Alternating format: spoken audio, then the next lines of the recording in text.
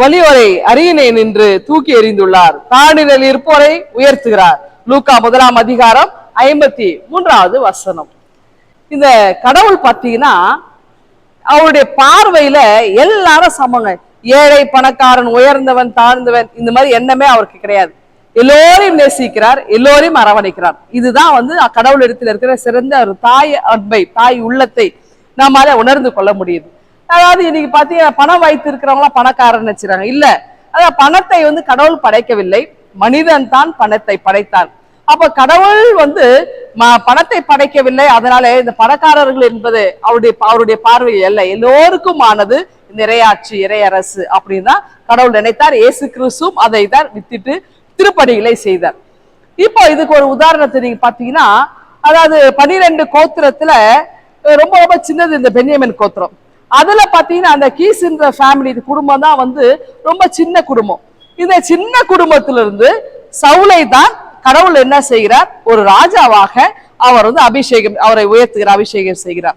அப்போ ராஜாவாக அவரை உயர்த்த வேண்டும் என்று நினைத்து ஒரு கடவுள் திட்டமிட்டு முன்குறித்து இப்பொழுது சவுலை கடவுள் தேர்ந்தெடுக்கிறார். அதுக்கான சூழலை உருவாக்குறார். அப்ப அந்த சின்ன குடும்பத்திலிருந்து ஒருவரை கொண்டு வரணும், அதுக்கான சூழல், நல்ல சூழலை உருவாக்கணும் இல்லையா? அப்ப என்ன செய்யறார் அப்படின்னா, ஒருமுறை இவங்களுடைய கழுதை காணாமல் போனது. அப்போ அவங்க அப்பா என்ன செய்யறாரு, போயிட்டு தேடிட்டு வான்னு சொல்லி 3 days 3 நாட்கள் அவங்க கழுதையை தேடி போறாங்க, எங்கேயும் கிடைக்கல. அப்ப அங்க உடன் இருந்த பணியாளர் சொல்ல, சவுல் இடத்துல, சவுலே நம்ம இந்த ஊர்ல நம்ம கொஞ்சம் பார்த்துட்டு போலாம், இங்க இந்த ஊர்ல கடவுளுடைய அடியவர் ஒருத்தர் இருக்கிறார் சாமுவேலுன்னு, அவரை சந்திச்சுட்டு போலாம், ஒருவேளை அவர் ஏதாவது திருவாக்கு சொல்லலாம் இல்லையா அப்படின்னார். உடனே சவுலும் அங்கே அந்த பணியாளருடைய வார்த்தையை கேட்டு போறார்.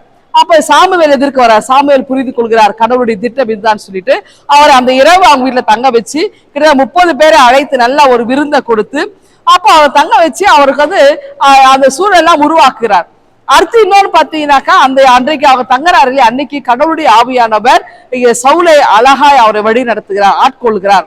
அப்போ அந்த கடவுளுடைய ஆற்றலை இங்கே சவுல் பெற்றுக் கொள்கிறார், தகுதிப்படுத்திக் கொள்கிறார், ஒரு ராஜாவாக வர வேண்டும் என்கிற தகுதி அவர் பெற்றுக் கொள்கிறார். இதனால என்ன நடந்தது அப்படின்னாக்கா, அவர் ரொம்ப சந்தோஷமாய் திரும்பி வருகிறார். ஒரு பெரிய அரசாட்சியை, சிறப்பான ஆட்சியை சவுல் அங்கே ஆற்ற முடிகிறது. அப்படி என்றால் கடவுள் முன்குறித்திருக்கிறார்.